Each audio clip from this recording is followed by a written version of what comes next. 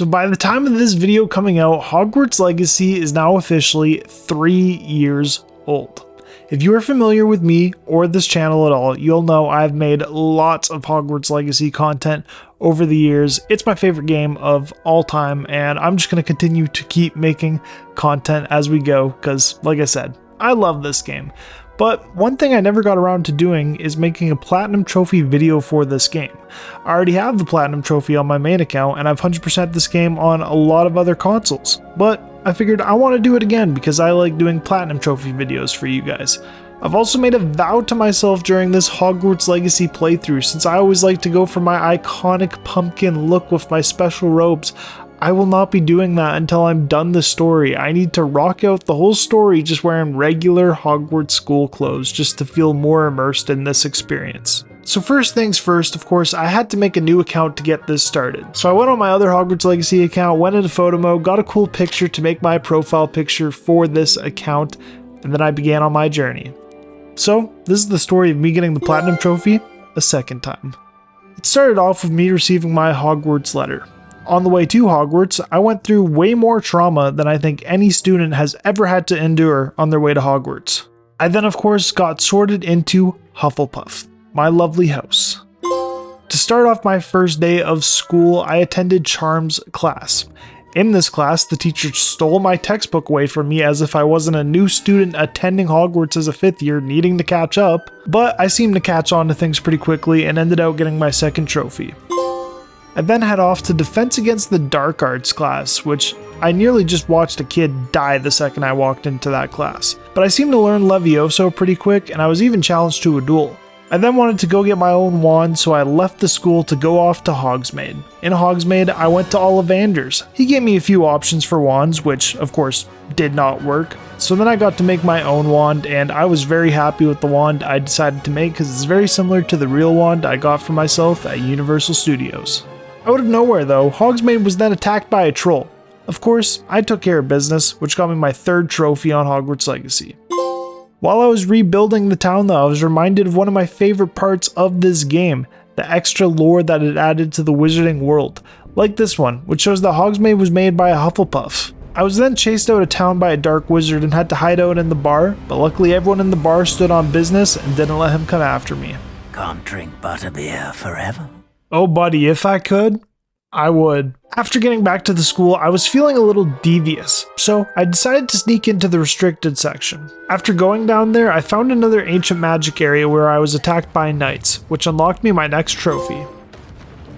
I then realized I was having too much fun adventuring and I needed to catch back up on my classes, so I went and learned my favorite spell, Expelliarmus. I then took my talents to herbology and let a little green guy scream at people, and I had to put it back into a bigger pot.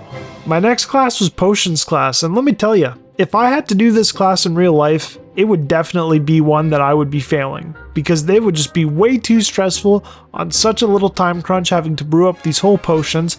I guess in a way though, it is kind of cooking, and I like doing that, so maybe I would be good at potions. I don't know, I'm probably just being dramatic. Afterwards though, I got a letter from a fellow student telling me that a portrait of Cedric Diggory's great-grandfather wanted to speak to me. If you think about it, this is Bruce Wayne's ancestors trying to reach to me. Maybe I'll become Robin. So it turns out this Diggory guy wants me to help solve a murder mystery and bring justice to the world. Yeah, I'm basically Robin now. Long story short, the case led to me having to go to Azkaban. I was worried the Dementors would slime me, but luckily the Auror I was with kept me safe.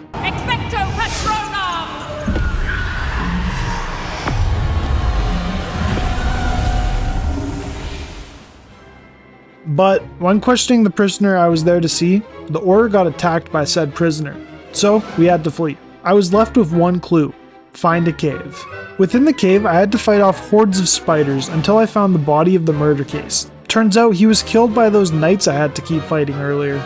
The cave then led down a chamber which led me right back to a secret room at Hogwarts, which got me this trophy. On top of that, I had gotten far enough into the game to use my skill points, and spending those got me another trophy. So that whole mission in Azkaban I did was the house exclusive mission for Hufflepuff. Each house has its own special mission and there's a trophy for each of them. So I wanted to get all these trophies out of the way now since they're the only trophies I need to make a new character for. So begun the Harry Potter Clone War has. Anything but Slytherin. Better be Slytherin! To start us off, the Slytherin mission has us finding letters from Scrope, the headmaster's house elf, who's wanting to help us find the pages to the book we found. In this mission, we get a great look at the squid that lives in the Great Lake here as the mission revolves around giving toast to it. After getting myself to the map chamber as a Slytherin, I then unlocked the Toast of the Town trophy. Next, it was time for Ravenclaw Harry. As a Ravenclaw, Ollivander asks you to do some investigating for him about a wand that went missing from his former assistant, Richard Jackdaw. He believes the Hogwarts Owlery has something to do with it, and sends you there to investigate. After which, I then made it to the map chamber, and unlocked the Wise Owl trophy. Last but not least came time for the lore-accurate Gryffindor Harry, which firstly I had to learn Harry's signature spell, and I made what his spell slots would look like in real life for him. To begin the Gryffindor quest, you gotta find Nearly Headless Nick in the Great Hall. He wants a nice old rotten piece of meat that he can take to the Headless Hunt to hopefully be accepted in. So, he sends us down to the Hogwarts kitchens to ask the house elves for a piece of meat. Unfortunately, this is all in vain as he doesn't get accepted into the Headless Hunt once again. Afterwards, the trophy The Gryffindor in the Graveyard popped for me. I then returned back to playing as my Hufflepuff to continue the story, starting off with learning how to fly a broom in flying class, and another potions class and herbology class. Afterwards, I got lost in Hogwarts when I stumbled upon the Room of Requirements, a room that brings people what they desire, in which I met the house elf Deke, who I then befriended. Back at the map chamber, I was then introduced to Professor Rookwood, which unlocked me the trophy That's a Keeper. I then went back and looked at the trophies and remembered there's a trophy for basically harassing a cow with Flipendo. I then attended my first divinations class and care of magical creatures class, where I befriended a hippogriff. Say hello to Buckbeak. After talking to Deke about my Fantastic Beasts class, me and him went on a little stroll outside of the castle so he could teach me how to use a knapsack, which is for collecting beast. Taming and collecting beasts is very useful in this game, because when you look after them, they give you the materials you need to use to upgrade your gear. And if you upgrade a piece of gear 3 times, you get the 3rd time's a charm trophy to pop. My friend Poppy then informed me of an illegal dragon fighting ring, so we went and checked it out and we both knew this needed to be stopped. So we disrupted the event by setting free one of the dragons. Well done, dragon! Afterwards, I headed off to my first transfiguration class, which got me all caught up on all the spells a 5th year should know by this point. Completing all my assignments also completed all tiers in one of the challenges in my field guides book, which unlocked me the challenge accepted trophy. This game then wanted to test how overstimulated I could get when Peeves was messing around and then a knight just started beating up another knight. While hanging out with Poppy investigating more about the dragon we freed, we came across some mongrels, so I took them out with stealth, which got me the Ends Petrify the Means trophy for sneaking on 50 enemies. After giving a little nudge to some goblins, I finally made my way to the south coast of the map, which was honestly one of my favorite trophies because this view was incredible. While on the south coast, I completed the last flying trial, which unlocked me the Flight the Good Flight trophy. The next trial I received in the map chamber was in the headmaster's office, so I needed to sneak in there, so Professor Fig made me Polyjuice Potion of Phineas Nigellus Black, and this was a fun mission running around Hogwarts as the headmaster and getting to boss people around. This mission is a favorite of mine because it revolves around the Deathly Hallows. So I got to use the Cloak of Invisibility, the Elder Wand, and with the Elder Wand I also reached a combo of 100 with the Elder Wand, unlocking me another trophy. Of course, I also got to use the stone in this awesome Deathly Hallows mission, which unlocked me the trophy, the Hollowed Hero. After finishing that mission, I was able to hang out in the headmaster's office whenever I wanted, which allowed me to get into the highest point of Hogwarts, which unlocked me the Room with the View trophy. I then went ahead and completed the last trial, which popped a trophy for me. A big part of Hogwarts Legacy's story is also the 3 main side stories with your core friends. Completing each of these unlocks a trophy, and I got the first of those by completing Natty's story. Getting Poppy's story trophy is always a fun one because she reminds me a lot of a young Newt Scamander, but it's always bugged me that we never get to show her the Room of Requirements and what we've done for the beast we've saved. But I did get the trophy for Poppy. The Sebastian story is one of my favorites in this game, and I made a full video on it if you want to check it out. Completing it unlocked me the last friendship story needed. Afterwards, I ended the Goblin War by defeating Ranrock and restoring the ancient magic, unlocking me the Hero of Hogwarts trophy. Now with the story officially being done for me, it was time I turned my character into what I wanted to do from the start, my iconic look. A character I often remind myself of in real life is Ron Weasley, so I took it upon myself to follow the butterflies, which got this trophy to pop. Why couldn't it be follow the butterflies? Being a Hufflepuff, I mastered herbology and officially grew every plant in the game, which got me this silver trophy. Easily the coolest beast to find in this game though is the Phoenix, which after I found it, got me a trophy. I then took it upon myself to master the art of potions, so I brewed up all the ones in the game, which got me this trophy. While out hunting infamous foes, I got a dueling feat for using a mandrake, which after I used, got me the trophy The Root of the Problem, which I earned by stunning 10 different enemies using a mandrake. I then realized I was severely overdressed for the end of the year feast, but luckily my house Hufflepuff took care of business and won, which got me my first gold trophy. After completing the field guide challenge for breeding beast, I realized you actually need to breed every beast in the game, so doing that got me the Nature of the Beast trophy to pop.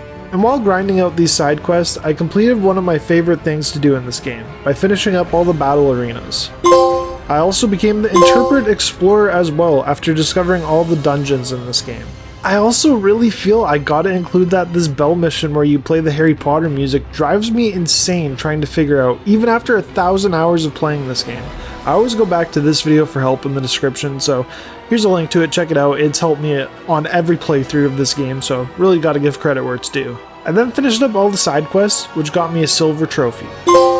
Now all that was left for me to do was just complete all other tasks I had to do. Starting off with getting all the flue flames, despite me never using them since I love to just fly my broom in this game.